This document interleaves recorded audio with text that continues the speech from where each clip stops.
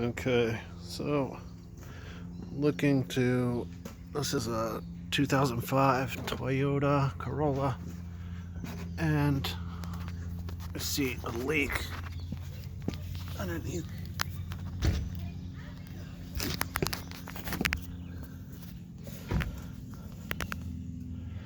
You already see it's dripping, but it dripped a lot more. It leaked all out. So I thought it was the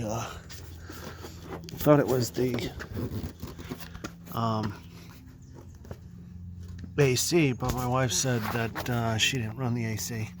So what I looked for was the drip valve, or what was doing this possibly. And if you can see that hose right down there, I'm gonna try and put my hand down there to show you. This hose right here, that's where it's dripping from, and that's a drip valve, and that's normal.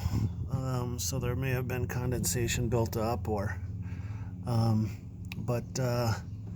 yeah, that was what is happening. She thought something else had happened, but it's a drip valve, so, or a drain line, or a evaporation hose.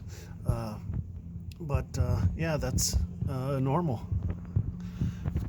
That's supposed to do that, and that's it. So that's okay.